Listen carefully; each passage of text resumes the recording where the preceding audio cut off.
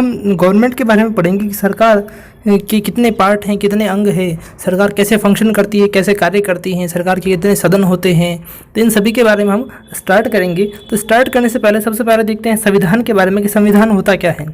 तो अगर देखा जाए संविधान तो क्या है कि जनता द्वारा निर्मित कानूनों एवं नियमों का संकलन। जनता के लिए जनता द्वारा शासन होता है अपने इंडिया में। हमारे यहाँ प्रजातांत्रिक शासन है। तो जनता क्या है उस शासन को चलाने के लिए कुछ कानून अथवा नियमों का निर्माण करती है। और उनको जो कानून और नियम जहाँ उल्लेखित किए गए हैं, जहाँ व्यवस्थित किए गए, जहाँ संकलित किए गए हैं, उस पुस्तक को क्या कहा जाता है? संविधान। ठीक है। अब इन कानून को चलाने वाली संस्था कौन होती है? कानून को पालन करवाने वाले जो व्यक्ति होते हैं उसे क्या कहते हैं? सरकार कहते हैं। ठीक। अब बात की जाए सरकार की कि सरकार के जनरली कितने पार्ट हैं, कितने अंग हैं। तो सरकार का अगर देखे जाए तो 3 पार्ट हैं। सरकार को 3 भागों में विभाजित किया गया है। पहला भाग जो है इसका व्यवस्थापिका कहलाता है, दूसरा भाग इसका कार्यपालिका और तीसरा भाग इसका न्यायपालिका कहलाता है। सरकार के 3 अंग हैं, व्यवस्थापिका, कार्यपालिका और न्यायपालिका। अब इन तीनों के क्या है? अलग अलग कार्य हैं, तीनों के अलग अलग फंक्शन हैं। तो अगर बात करें व्यवस्थापिका की तो व्यवस्थापिका का कार्य है देश के लिए कानून का निर्माण करना। यानी देश में जो अगर कोई कानून बनाना है, देश के लिए अगर कोई कानून बनाना है तो वो कानून का निर्माण कौन करता है? व्यवस्थापिका में किया जाता है। फिर बात करें कार्यपालिका की तो कार्यपालिका का कार्य है जो कानून व्यवस्थापिका ने बना दिया उस कानून को देश में क्या करना? लागू करना। क्लियर। फिर बात करें न्यायपालिका की तो न्यायपालिका का कार्य है जो कानून व्यवस्थापिका ने बनाया और जो कानून कार्यपालिका ने लागू किया उस कानून का क्या करवाना? पालन करवाना। जनता से उस कानून का क्या करवाना? पालन करवाना। ये कार्य किसका है? न्यायपालिका का। सरकार के 3 अंग देख लिए हमने, व्यवस्थापिका, कार्यपालिका और न्यायपालिका, और तीनों के हमने कार्य शॉर्ट में एक बार बात कर ली तीनों के कार्यों की। अब हम एक एक पार्ट को, सरकार का जो 3 पार्ट है, तीनों में से एक एक पार्ट को डिटेल से पढ़ेंगे। तो आज जो सबसे पहले हम पढ़ेंगे व्यवस्थापिका के बारे में कि व्यवस्थापिका क्या होती है, कैसे काम करती है, इसका कार्य क्या है। तो अगर इसका कार्य जो है हमने देखा था, इसका मेन फंक्शन था सबसे पहला, इसका काम क्या है? कानून का निर्माण करना। देखो हर देश को एक कानून की जरूरत पड़ती है, नियमों की जरूरत पड़ती है। तो वो कानून जो है उनका निर्माण करने वाली एक संस्था होती है हर देश में। ठीक। और ये हर देश की सबसे बड़ी संस्था होती है। तो ये कानून निर्माण की सर्वोच्च संस्था होती है पहली बात, जिसे प्रत्येक देश में क्या है? अलग अलग नामों से जाना जाता है। ये व्यवस्थापिका जो है हर देश में होती है और हर देश में इस व्यवस्थापिका का नाम अलग अलग है। भारत की जो व्यवस्थापिका है उसे क्या कहा जाता है? संसद कहा जाता है। फिर बात करें जनता द्वारा प्रत्यक्ष एवं अप्रत्यक्ष रूप से चुने गए प्रतिनिधियों का वह समूह जो देश के लिए कानून बनाता है व्यवस्थापिका कहलाता है। देखो इसमें एक बात आई, जनता द्वारा प्रत्यक्ष एवं अप्रत्यक्ष रूप से। ऐसे कुछ देखो, अगर हमारी जो संसद है अथवा जो व्यवस्थापिका है उसकी बात करें तो उसमें कुछ व्यक्ति ऐसे होते हैं जो सांसद होते हैं, कुछ जो सांसद ऐसे होते हैं उनका चयन जो है सीधी जनता करती है। यानी जनता ने उनको वोट दिया तो सीधा जनता के द्वारा चयनित होके गए, निर्वाचित होके गए, तो उनको तो कहते हैं प्रत्यक्ष रूप से निर्वाचन। यानी कि उसका निर्वाचन किसने किया? जनता ने किया। लेकिन अप्रत्यक्ष रूप से कैसे होता है कि जनता किसी व्यक्ति को चुनती है और वह व्यक्ति आगे जाके किसी और व्यक्ति को वोट देकर संसद के लिए चुनता है। तब वो निर्वाचन जो होगा वो जनता द्वारा ही होगा, लेकिन वो कैसा होगा? अप्रत्यक्ष रूप से होगा। क्लियर है। तो व्यवस्थापिका कहो अथवा संसद कहो, इसमें जनता द्वारा प्रत्यक्ष रूप से और अप्रत्यक्ष रूप से चुने गए व्यक्तियों का क्या होता है? समूह होता है और वो वहां बैठकर क्या करते हैं? देश के लिए कानून का निर्माण करते हैं। ठीक। व्यवस्थापिका को ही क्या कहा जाता है? संसद कहा जाता है। और इसी व्यवस्थापिका को विधायिका भी कह सकते हैं। ठीक है बात। अब बात करें इस व्यवस्थापिका की तो देखो केंद्र के लिए भी कानून की आवश्यकता होती है और हर राज्य को भी अपने यहाँ कानून की आवश्यकता पड़ती है। तो व्यवस्थापिका जो है केंद्र स्तर पर अलग होती है और राज्य स्तर पर अलग होती है। केंद्र स्तर की जो व्यवस्थापिका है उसे संसद कहा जाता है और राज्य स्तर की जो व्यवस्थापिका होती है उसे क्या कहते हैं? राज्य का विधानमंडल। केंद्र स्तर की जो ये होगी व्यवस्थापिका अथवा संसद, वो केंद्र के लिए कानून का निर्माण करेगी और राज्य का जो विधानमंडल होगा वो राज्य के लिए कानून का निर्माण करेगा। क्लियर है मेरी बात। हमने यहाँ पर व्यवस्थापिका के बारे में देख लिया और व्यवस्थापिका को मैंने कहा संसद भी कहा जाता है। तो इस संसद के बारे में थोड़ा सा डिटेल से देखा जाए तो सबसे पहली बात, संसद है जो भारत की विधायिका है उसी को संसद कहा जाता है, या भारत की जो व्यवस्थापिका है उसी को क्या कहते हैं? संसद कहते हैं। अब संविधान का जो अनुच्छेद था एक 79, अनुच्छेद कौन सा है? 79। उस अनुच्छेद में लिखा गया है, उल्लेख किया गया है कि भारत की क्या होगी? एक संसद होगी और उस संसद के कितने अंग होंगे? 3 अंग होंगे। यहाँ पर क्वेश्चन बनता है, बिल्कुल बेसिक क्वेश्चन है कि संसद के कितने अंग हैं। देखो हमने पहले सरकार के अंग पढ़े, सरकार के 3 अंग थे, व्यवस्थापिका, कार्यपालिका और न्यायपालिका। इसमें व्यवस्थापिका को क्या कहते हैं? संसद कहते हैं। तो इस संसद के भी वापस कितने अंग हैं? 3 अंग है। 3 अंग में तो 2 तो इसके संसद के सदन होते हैं यानी हाउस होते हैं, दो तो सदन होते हैं और एक तीसरा अंग जो इसका होता है वो होता है राष्ट्रपति। अब दो सदन कौन कौन से होते हैं? तो पहला सदन तो होता है, एक तो होता है लोकसभा और दूसरा सदन कौन सा होता है? राज्यसभा। तो संसद के अगर अंग पूछे जाए तो संसद के अंग है तीन। दो तो सदन है और एक कौन है इसका? राष्ट्रपति। तीन अंग है, लोकसभा, राज्यसभा और राष्ट्रपति। लेकिन आपको पूछ ले कि संसद के सदन कितने हैं, तो सदन का आंसर आपका दो ही होगा। संसद में दो सदन है, लोकसभा और राज्यसभा। लेकिन संसद के अंग पूछे तब लोकसभा, राज्यसभा और राष्ट्रपति तीन होंगे। संसद की बात चल रही थी और संसद में मैंने बता दिया संसद के तीन अंग हैं, लोकसभा, फिर बात करें राज्यसभा और फिर आएगा आपका राष्ट्रपति। ये इसके तीन अंग होते हैं संसद के। अब बात करें सबसे पहले लोकसभा, संसद का जो सदन है, संसद के दो सदन होते हैं, लोकसभा और राज्यसभा। तो सबसे पहले आज जो है हम लोकसभा के बारे में पढ़ेंगे कि लोकसभा होती क्या है। तो अगर लोकसभा को स्टार्ट करें सबसे पहले, तो स्टार्ट करने से पहले हम सीखेंगे इसके और किन किन नामों से जाना जाता है, इसके और क्या क्या उपनाम हैं। तो सबसे पहला अगर इसका उपनाम आता है तो वो है लोगों का सदन। इसको क्या कहा जाता है? लोगों का सदन। किसको? लोकसभा को। इसका एक उपनाम और है जनता का सदन। ठीक है, लोगों का सदन अथवा जनता का सदन। अब इसको लोगों का सदन अथवा जनता का सदन क्यों कहते हैं, उसके पीछे भी एक रीजन है। एक्चुअली जो हमारी संसद के जो सांसद होते हैं, यानी हमारे जो एमपी होते हैं, जैसे आपके क्षेत्र में भी कोई सांसद होगा आपके क्षेत्र का, तो जो सांसद होते हैं वो जनता द्वारा निर्वाचित होते हैं। जनता उनको चुनती है प्रत्यक्ष रूप से और वो कहाँ जाते हैं? संसद में। और संसद में कौन से सदन में? लोकसभा में जाते हैं। कहाँ जाते हैं? लोकसभा में। यानी ऐसे व्यक्ति, ऐसे सांसद जिनका निर्वाचन जनता करती है, वो सारे कौन से सांसद होंगे? लोकसभा के सांसद होंगे। ठीक है, जनता ने किया तो डायरेक्ट हो गया, प्रत्यक्ष निर्वाचन होगा।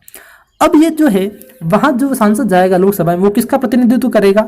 वहां की जनता का, उस क्षेत्र की जनता का, उस क्षेत्र के लोगों का। इसलिए इसे लोगों का सदन, इसलिए इसे जनता का सदन भी कहते हैं। अगला नाम है निम्न सदन। हमने संसद के दो सदन देखे, एक लोकसभा और एक राज्यसभा। तो लोकसभा जो है उसको निम्न सदन अर्थात लोअर हाउस भी कहा जाता है। और अगर बात करें राज्यसभा की, तो राज्यसभा को अपर हाउस, उच्च सदन कहते हैं। फिर अगला इसका उपनाम है निर्वाचित सदन। निर्वाचित सदन, निर्वाचित यानी ऐसा सदन जिसमें व्यक्ति जो है, सांसद जो है, वो जनता द्वारा क्या होते हैं? निर्वाचित होते हैं। यानी उनको जनता ने चुना है, जनता ने एक इलेक्शन के प्रोसेस के थ्रू उनको चुना है, इसलिए इसको निर्वाचित सदन कहा जाता है। फिर बात करेंगे लोकप्रिय सदन। लोकप्रिय यानी जनता का प्रिय सदन, यानी ये जो व्यक्ति होते हैं वो जनता का प्रतिनिधित्व करते हैं और जनता में वही व्यक्ति जो लोकप्रिय होता है वही सांसद के रूप में चुना जाता है, इसलिए इसे लोकप्रिय सदन, जनता का सदन और लोगों का सदन कहते हैं। फिर अगला इसका उपनाम है अस्थायी सदन। अब देखो, हमने देखा कि संसद के दो सदन थे, एक तो लोकसभा और एक राज्यसभा। तो लोकसभा क्या है कि अस्थायी सदन है, यानी इसको क्या है कि सरकार जब चाहे, अगर राष्ट्रपति चाहे तो इसको क्या कर सकता है? भंग कर सकता है, खत्म कर सकता है। इसलिए इसको क्या कहते हैं? अस्थायी सदन। इस अस्थायी सदन के बारे में मैं आपको आगे इसी टॉपिक में आगे बताऊंगा। फिर आगे बात करते उपनाम हो गए। अब देखते हैं कि लोकसभा अगर है, संसद के दो सदन थे, लोकसभा और राज्यसभा, तो लोकसभा में सदस्य कितने हैं, यानी कुल कितने व्यक्ति जो है लोकसभा में होते हैं। सदस्यों की अगर संख्या देखी जाए तो मूल संविधान जो था, जब संविधान का निर्माण हुआ तो उस मूल संविधान में कहा गया कि न्यूनतम लोकसभा में 500 व्यक्ति हो सकते हैं। कम से कम कितने व्यक्ति होना आवश्यक है?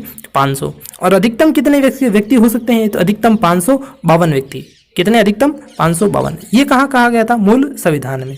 अब इस 552 में देखा जाए कि 552 व्यक्ति कहाँ से आएंगे, क्योंकि देखो हम केंद्र स्तर की सरकार के बारे में पढ़ रहे हैं। तो 552 में से 530 व्यक्ति जो है भारत के विभिन्न राज्यों से चयनित, निर्वाचित होकर आएंगे। कहाँ से? भारत के जितने भी राज्य हैं उन राज्यों में से क्या होते हैं? निर्वाचित होकर आते हैं। कहाँ पर? लोकसभा में। 530 तो राज्यों से हो गए, तो फिर बचे 20 कहाँ से आते हैं? 20 व्यक्ति जो है भारत के अनेक केंद्र शासित प्रदेश है, उन केंद्र शासित प्रदेशों से निर्वाचित होकर आते हैं। देखो, राज्यों से भी निर्वाचित है और केंद्र शासित प्रदेशों से भी निर्वाचित है। निर्वाचित का मतलब है जनता द्वारा वोटिंग की प्रोसेस के थ्रू उनको क्या करना? चुनना। ये तो हो गए 530 और 20 550। अब बचे पीछे दो व्यक्ति और। तो इन दो व्यक्तियों का राष्ट्रपति जो महोदय है अपने, वो राष्ट्रपति महोदय क्या करते हैं? इन दो व्यक्तियों का मनोनयन करते हैं। यानी ये व्यक्ति इलेक्शन की प्रोसेस के थ्रू वहाँ नहीं चुने जाते, इनको राष्ट्रपति अपनी इच्छा से वहाँ पर क्या करता है? लोकसभा में सांसद बना देता है। अब ये लोकसभा में जो दो व्यक्ति सांसद बनते हैं वो होते कौन हैं? तो क्या है कि राष्ट्रपति के पास एक अधिकार होता है, अनुच्छेद 331। एक अनुच्छेद है, अनुच्छेद 331। आगे वाली जो स्लाइड आएगी उसमें लिखा आएगा अनुच्छेद 331। उस अनुच्छेद के तहत क्या करता है? आंग्ल भारतीय समुदाय, भारत में एक समुदाय है, उस समुदाय को कहा जाता है आंग्ल भारतीय समुदाय। उस आंग्ल भारतीय समुदाय से राष्ट्रपति 2 व्यक्तियों को लोकसभा में मनोनीत करता है, यानी अपनी इच्छा से किसी भी आंग्ल भारतीय समुदाय के किन्हीं भी 2 व्यक्तियों को लोकसभा में क्या कर देता है, सांसद बना देता है बिना इलेक्शन लड़े। अब वो आंग्ल भारतीय समुदाय होता क्या है, तो देखिए क्या हुआ था, जब भारत आज़ाद हुआ तो कुछ अंग्रेज जो थे वो आज़ादी के दौरान, आज़ादी के बाद भारत में ही रह गए और भारत में बस गए और यहाँ की स्त्रियों से किसी ने विवाह कर दिया और अपनी पीढ़ी आगे से आगे बढ़ाने लगे।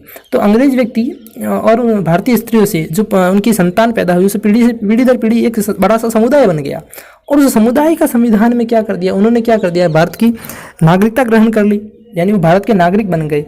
अब उस समुदाय का क्या नेतृत्व करना पड़ेगा संविधान कानून में, तो उस नेतृत्व करने के लिए क्या करते हैं, उस समुदाय से 2 व्यक्तियों का क्या किया जाता है, मनोनयन किया जाता है। और ये मनोनयन कौन करते हैं, राष्ट्रपति महोदय करते हैं। ध्यान रखना, ये व्यक्ति मनोनीत होते हैं। तब क्वेश्चन आ सकता है कि मूल संविधान में मनोनीत कितने व्यक्तियों को लोकसभा में मनोनीत करने का प्रावधान है, तो 2 व्यक्तियों को। कहाँ से, आंग्ल भारतीय समुदाय से। कौन करता है, राष्ट्रपति करता है। और निर्वाचित कितने होते हैं, तो निर्वाचित होते हैं 550। और मूल संविधान में अधिकतम कितने व्यक्ति बताए गए हैं, लोकसभा में कितने सदस्य बताए गए हैं, तो वो कितने हैं, 552 सदस्य है लोकसभा में होते हैं, जिसमें से 550 तो है आपके निर्वाचित है और 2 है जो मनोनीत राष्ट्रपति द्वारा। क्लियर है मेरी बात। ये तो थी सदस्य संख्या अपनी मूल संविधान की। अब बात करें वर्तमान समय में, तो यहाँ पर विशेष रूप से ध्यान देवे कि वर्तमान समय में कुल कितने व्यक्ति है जो लोकसभा में सांसद है। तो देखा जाए राज्यों से अलग, जितने भी भारत में राज्य है, अलग अलग राज्यों से 524 व्यक्तियों को क्या किया जाता है, निर्वाचित किया जाता है। भारत के जितने भी राज्य है उसमें से 524 व्यक्तियों को निर्वाचित किया जाता है और निर्वाचित होकर कहाँ जाते हैं, लोकसभा में। ये अलग अलग राज्यों से, भारत के सभी राज्यों का मिलाकर कितना है, 524 है। ये सारे निर्वाचित हैं। फिर केंद्र शासित प्रदेशों से 19 व्यक्ति जो है केंद्र शासित प्रदेशों से वर्तमान समय में निर्वाचित होकर कहाँ जाते हैं, लोकसभा में सांसद के रूप में जाते हैं। अब देखो 2 व्यक्ति थे जिन्हें राष्ट्रपति क्या करता था, मनोनीत करता था, है ना, राष्ट्रपति मनोनीत करता था आंग्ल भारतीय समुदाय से। तो उनको क्या कर दिया, एक कानून था, राष्ट्रपति के पास एक अधिकार था अनुच्छेद 331 के तहत, जिसके तहत वो क्या करता था, 2 सदस्यों का मनोनयन करता था। अभी क्या होता है, संविधान में समय समय पर संशोधन किया जाता है, करेक्शन किया जाता है। तो दिसंबर 2019 और जनवरी 2020 के दौरान एक संविधान संशोधन हुआ, 104वां संविधान संशोधन, ठीक। और उस संविधान संशोधन में क्या किया गया, ये राष्ट्रपति का जो अधिकार था, यानी आंग्ल भारतीयों को मनोनीत करने का जो अधिकार था लोकसभा में, उस प्रावधान को क्या कर दिया, समाप्त कर दिया गया। दैट मीन्स अब वर्तमान में लोकसभा सिर्फ निर्वाचित व्यक्तियों का ही सदन रह गई है। यहाँ पर जो है राष्ट्रपति जिन्हें मनोनीत करता था पहले, अब मनोनीत नहीं करता है, ठीक। अब आप कुछ बुक्स में पढ़ेंगे तो उन बुक्स में क्या है कि पुराने डाटा है, तो उनमें क्या है कि लोकसभा की अगर वर्तमान सीटें हैं वो 545 दे रखी है, जबकि 545 नहीं है। 2 जो आंग्ल भारतीय उनका प्रावधान हटा दिया है, तो अब वर्तमान में सदस्य कितने हो गए, 543। 524 तो राज्यों से और 19 केंद्र शासित प्रदेशों से। अब बात आती है सबसे मेन इंपॉर्टेंट बात कि राजस्थान से कितने व्यक्ति है जो लोकसभा में सांसद है। तो राजस्थान से वर्तमान समय में 25 सीटें हैं राजस्थान से, यानी 25 व्यक्ति लोकसभा में सांसद है राजस्थान से। ये क्वेश्चन पूछा जाता है, लोकसभा में कितने व्यक्ति है, 25 व्यक्ति हैं, ठीक। आगे बात करते हैं सबसे पहले तो जो व्यक्ति लोकसभा में सांसद होते हैं उनका निर्वाचन किस प्रकार होता है, उनका जो है इलेक्शन कैसे होता है, उनको कौन चुनता है। तो लोकसभा के सदस्यों का निर्वाचन जनता द्वारा होता है, मैंने पहले भी बताया आपको, जनता द्वारा होता है, प्रत्यक्ष रूप से होता है, यानी सीधी जनता उनको वोट देती है। कैसे होता है, सार्वभौमिक वयस्क मताधिकार के आधार पर, यानी प्रत्येक नागरिक, भारत का प्रत्येक नागरिक जो वयस्क है यानी 18 वर्ष की आयु पूर्ण कर चुका है, वो व्यक्ति क्या करता है, वोट देता है। उस वोट की प्रोसेस के थ्रू लोकसभा के सांसद को चुना जाता है। अब ये जो मतदान होता है वो कैसा होता है, गुप्त मतदान होता है। दैट मीन्स अपना जो मत है, हमने जो वोट दिया वो हम सामने किसी भी व्यक्ति को नहीं बता सकते। और ये जो सारी जो निर्वाचन की प्रक्रिया है इसका उल्लेख संविधान के अनुच्छेद 326 में किया गया है। ये तो था निर्वाचन। अब हमने इससे पहले पढ़ा था कि राष्ट्रपति 2 व्यक्तियों का मनोनयन पहले करता था, वर्तमान में बंद कर दिया है। तो ये मनोनयन कैसे करता था कि लोकसभा में राष्ट्रपति के पास अनुच्छेद था 311, उसके तहत राष्ट्रपति 2 सदस्यों को मनोनीत करता था। और वर्तमान में 104वें संविधान संशोधन द्वारा इस मनोनयन को क्या कर दिया गया, तो समाप्त कर दिया गया। क्लियर है बात। ये हो गया निर्वाचन और मनोनयन। अब आगे देखें इसी के अंदर, तो योग्यता क्या होती है, यानी एक सांसद बनना है लोकसभा का सांसद, तो लोकसभा का सांसद बनने के लिए न्यूनतम यानी आपके पास क्वालिफिकेशन क्या होनी चाहिए, मिनिमम क्वालिफिकेशन क्या होनी चाहिए, आपके पास योग्यता क्या होनी चाहिए। तो सबसे पहली बात न्यूनतम आयु, यानी मिनिमम एज कितनी होनी चाहिए, न्यूनतम आयु जो है 25 वर्ष। यहाँ से सवाल पूछा जाता है क्योंकि लोकसभा में तो आयु है न्यूनतम 25 वर्ष और राज्यसभा में कितनी है 30 वर्ष। ध्यान रखिए, लोकसभा निम्न सदन है तो इसमें आयु भी कैसी होगी, निम्न होगी, और राज्यसभा उच्च सदन है तो उसमें आयु भी कितनी होगी, अधिक होगी। तो लोकसभा में तो है 25 वर्ष और राज्यसभा है 30 वर्ष। ठीक, फिर और क्या योग्यता होनी चाहिए, वह भारत का नागरिक होना चाहिए, वह पागल अथवा दिवालिया नहीं होना चाहिए, ये सब बेसिक चीज़ें हैं, और वह किसी लाभ के पद पर कार्यरत नहीं होना चाहिए। ये थी बातें इसकी योग्यता की। अब बात करते हैं कार्यकाल की, यानी वो कितने समय के लिए लोकसभा में जो है वो व्यक्ति सांसद रह सकता है। तो इसका कार्यकाल जो है लोकसभा का सामान्यतः 5 वर्ष के लिए इसका कार्यकाल होता है। यानी जो लोकसभा बनती है उस लोकसभा में सामान्यतः वो कितने वर्ष के लिए बनती है, 5 वर्ष के लिए। और 5 वर्ष बाद जैसे ही उनका कार्यकाल पूरा हो जाता है, सरकार नए इलेक्शन करवाती है, वोट करवाती है, उसके बाद नए सांसद चुने जाते हैं और वो लोकसभा में वापस अपनी जनता का क्या करते हैं, प्रतिनिधित्व करते हैं। ये तो थी इनके कार्यकाल की बात। अब क्या है कि राष्ट्रपति इसे समय पूर्व भंग या निलंबित कर सकता है। कैसे कर सकता है कि अगर देखिए लोकसभा में लोकसभा जो है कानून के अनुसार नहीं चल रही है, कानून का पालन नहीं कर रही है, तब राष्ट्रपति के पास अधिकार होता है और राष्ट्रपति इसे अपने अधिकार से क्या कर सकता है, भंग या निलंबित कर सकता है। ठीक है, फिर बात करें इस लोकसभा को आपातकाल के दौरान बढ़ाया जा सकता है। आपातकाल क्या होता है, देखो हमने मिनिमम एज क्या मानी, जो फिक्स एज थी यानी टाइम जो था इसका 5 वर्ष था, लेकिन माने कि आपका जो है लोकसभा 5वां वर्ष चल रहा है, लोकसभा का लास्ट ईयर है और अब वोट होने वाले हैं, और इसी दौरान कोई अन्य देश भारत पर, हमारे देश पर आक्रमण कर देता है, हमारे देश में आक्रमण कर देगा, तो उस समय क्या होता है कि नए इलेक्शन कराना गवर्नमेंट के लिए पॉसिबल नहीं होता है। तो ऐसी स्थिति को आपातकाल कहा जाता है। और उस आपातकाल के दौरान सरकार, राष्ट्रपति क्या है, इस लोकसभा का जो कार्यकाल है 5 वर्ष से बढ़ा सकता है। अब कितना बढ़ा सकता है वो हम राष्ट्रपति की शक्तियाँ जब पढ़ेंगे तो उसके अंदर मैं आपको समझा दूंगा। फिर बात करते हैं अधिवेशन की, यानी लोकसभा के बारे में ही चल रहा है अधिवेशन। लोकसभा का अधिवेशन क्या होता है, तो अधिवेशन कहा जाता है बैठक को। अधिवेशन किसको कहते हैं, बैठक को। यानी इस लोकसभा की बैठक कितनी होती है, कब होती है, कैसे होती है, उसके बारे में देखेंगे। तो अधिवेशन से तात्पर्य है बैठक से, मीटिंग से, और लोकसभा के 1 वर्ष में न्यूनतम 2 बैठकों का या 2 अधिवेशन का होना आवश्यक है। यानी कम से कम कितनी बैठक होनी चाहिए, 1 साल में 2 बैठक होनी चाहिए। अब ये 2 बैठक कब होगी, तो प्रथम अधिवेशन यानी जो 2 बैठक होती है उन दोनों बैठकों के बीच 6 माह से यानी 6 महीने से ज़्यादा का अंतर नहीं होना चाहिए। ये तो थी बात अधिवेशन की। अब अधिवेशन जैसे हम बैठक कर रहे हैं तो उस बैठक में कितने व्यक्तियों का होना अनिवार्य है, यानी कितने व्यक्ति वहाँ प्रेजेंट होना जरूरी है, उसको कहा जाता है गणपूर्ति अथवा कोरम। यानी किसी बैठक के लिए न्यूनतम उपस्थित सदस्यों की संख्या जो होती है उसे गणपूर्ति अथवा कोरम कहा जाता है। और अगर लोकसभा की अगर बात करें तो इसमें जो है जितने सदस्य हैं उनका 1/10 सदस्य, कम से कम जितने सदस्य हैं उनका 1/10 सदस्य जो है लोकसभा की अधिवेशन या था मीटिंग में होना आवश्यक होता है, अन्यथा लोकसभा नहीं मानी जाती है। ये था अधिवेशन, गणपूर्ति देख लिया। अब बात करते हैं पदाधिकारी, यानी इसके कुछ अधिकारी भी होंगे। तो लोकसभा में एक तो होता है अध्यक्ष और एक क्या होता है उसका उपाध्यक्ष।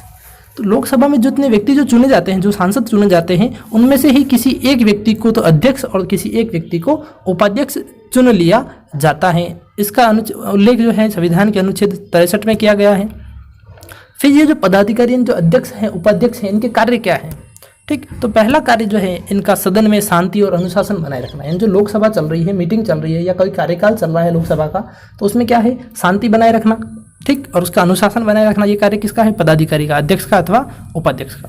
सदस्यों को विषय पर बोलने की अनुमति देना। माना कि लोकसभा की कार्यवाही चल रही है और कोई व्यक्ति लोकसभा में अपने कोई प्रस्ताव रखना चाहता है तो उसको पहले अध्यक्ष से क्या लेनी पड़ती है, अनुमति लेनी पड़ती है। तो ये अनुमति कौन देता है, लोकसभा के पदाधिकारी, यानी अध्यक्ष होगा तब अध्यक्ष देगा और अगर उपाध्यक्ष हुआ तो उपाध्यक्ष देगा। फिर सदन में दल बदल संबंधी अयोग्यताओं का निर्धारण करना। यानी कोई व्यक्ति माना किसी एक दल से है, किसी एक पार्टी से है और कुछ समय बाद, जैसे कोई व्यक्ति एक पार्टी से जीत कर आया और वो कुछ समय बाद अपना दल जो है या पार्टी है बदल देता है, तो उसकी योग्यता यानी उसने दल बदला या नहीं बदला, इसका निर्धारण भी कौन करता है, लोकसभा का अध्यक्ष जो है, पदाधिकारी जो होते हैं वो करते हैं। फिर अध्यक्ष को सदन में किसी विषय पर मत, हाँ अच्छा इस बात को समझे कि जैसे माना लोकसभा की कार्यवाही चल रही है, उस कार्यवाही के दौरान कोई प्रस्ताव लाया गया संविधान लोकसभा में, प्रस्ताव लाया गया कोई भी प्रस्ताव, उस प्रस्ताव को पास करने के लिए वहाँ क्या कराया जाता है, वोट कराया जाता है। क्या कराया जाता है, वोट करवाया जाता है। ठीक, अब माना कि एक दल, दो दल होते हैं लोकसभा में, एक तो विपक्षी दल और एक पक्ष वाला, यानी जो पार्टी है अभी जो है सत्ता में पार्टी, एक तो सत्तारूढ़ पार्टी और एक विपक्षी दल। ठीक, दोनों के बीच में क्या होंगे, लोकसभा में वोट होंगे। ठीक, दोनों के बीच में वोट हुए और माना दोनों ने उस प्रस्ताव पर 50-50% दे दिया, दोनों के वोट जो है इक्वल हो गए। अब ऐसी स्थिति में उस प्रस्ताव को पास माना जाए या अस्वीकृत कर दिया जाए। तब लोकसभा का जो अध्यक्ष होता है उसके पास एक अधिकार होता है, वह अपनी मर्जी से वह जो उसके पास अधिकार होता है और उस अधिकार के थ्रू उस अधिकार का प्रयोग करके वह क्या है, निर्णायक मत दे सकता है। वह चाहे तो उसको विपक्ष के जो पक्ष वाला दल है उसके समर्थन में फैसला दे दे, और वह चाहे तो विपक्ष के समर्थन में भी फैसला अपना वोट दे सकता है। ध्यान रखिए, ये वह व्यक्ति जो अध्यक्ष है वो वोट कब देगा, जब ऐसी कंडीशन आ जाए जब मत जो है पक्ष और विपक्ष के बराबर हो जाए, अन्यथा इसको वोट देने का, किसी भी प्रस्ताव पर मत देने का अधिकार नहीं होता है। देखो लिखा हुआ है अध्यक्ष को सदन में किसी विषय पर मत देने का अधिकार तो नहीं है, लेकिन यदि किसी विषय पर मतदान के दौरान पक्ष विपक्ष को बराबर मत मिले तो ऐसी स्थिति में उसे निर्णायक मत देने का अधिकार होता है। ये बात थी पदाधिकारियों के कार्यों की, अध्यक्ष और उपाध्यक्ष की। अब बात करते हैं प्रोटेम स्पीकर। प्रोटेम स्पीकर कौन होता है? तो देखिए, जब लोकसभा है, माना आपकी एक लोकसभा चल रही है, ठीक, उस लोकसभा में क्या करता है राष्ट्रपति, उसका एक अध्यक्ष होता है लोकसभा का और एक होता है उपाध्यक्ष। माना अध्यक्ष भी नहीं है, किसी कार्य से बाहर गया हुआ है, उपाध्यक्ष भी छुट्टी पर है, अनुपस्थित है, विदेश गए हुए, किसी यात्रा पर गए हुए, तो उस दौरान लोकसभा की कार्यवाही कौन करेगा? तो ऐसे इस कार्य के लिए राष्ट्रपति क्या करता है, राष्ट्रपति किसी एक व्यक्ति को, राष्ट्रपति उसमें से ही लोकसभा के सदस्य है उनमें से ही किसी एक व्यक्ति को प्रोटेम स्पीकर के रूप में क्या कर देगा, नियुक्त कर देता है। और ये जो प्रोटेम स्पीकर होता है वो विपक्षी दल का होता है, ठीक। और उस प्रोटेम स्पीकर जो होता है उसका कार्य क्या है? तो यह प्रोटेम स्पीकर किसी लोकसभा की अगर समाप्ति होगी, माना लोकसभा कार्यकाल 5 वर्ष है और लोकसभा 5 वर्ष बाद खत्म हो जाएगी, तो प्रोटेम स्पीकर क्या करता है, जब नवीन लोकसभा जो गठित होगी, नई लोकसभा जो गठित होगी, उसके सदस्यों को क्या दिलाएगा, शपथ दिलाएगा। और जो नई लोकसभा बनी उसकी पहली मीटिंग की अध्यक्षता भी कौन करता है, प्रोटेम स्पीकर करता है। फिर बात करें त्याग पत्र की, माना अध्यक्ष जो है अपने पद से त्याग देना चाहता है, या कोई लोकसभा का सदस्य है वो अपने पद से त्याग देना चाहता है, अथवा उपाध्यक्ष अपने अगर पद से त्याग पत्र देना चाहता है तो किसको देगा? तो सदस्य जो होते हैं लोकसभा के, सदस्य जो है लोकसभा के, वह अपना त्याग पत्र अध्यक्ष को देंगे। किसको देंगे? अध्यक्ष को। और अगर अध्यक्ष त्याग पत्र देना चाहता है तो वो किसको देगा? उपाध्यक्ष को देगा। और अगर उपाध्यक्ष त्याग पत्र देना चाहता है तो वो किसको देगा? उपाध्यक्ष तो देगा अध्यक्ष को, अध्यक्ष देगा उपाध्यक्ष को, और सदस्य जो होते हैं वो किसको देते हैं? अध्यक्ष को अपना त्याग पत्र देते हैं। ये बात कर ली हमने त्याग पत्र की, प्रोटेम स्पीकर की। अब कुछ इंपॉर्टेंट बातें हैं लोकसभा के बारे में, कि एक व्यक्ति हैं गणेश वासुदेव मावलकर, इनके बारे में क्वेश्चन पूछा जाता है। ये कौन थे? तो भारत की जो प्रथम लोकसभा बनी थी उसके प्रथम अध्यक्ष थे, भारत की प्रथम लोकसभा के अध्यक्ष थे गणेश वासुदेव मावलकर, इसलिए इनको संसद का क्या कहते हैं? पितामह कहते हैं, ठीक। और ये प्रथम अध्यक्ष थे जिनकी पद पर रहते हुए क्या हो गई थी?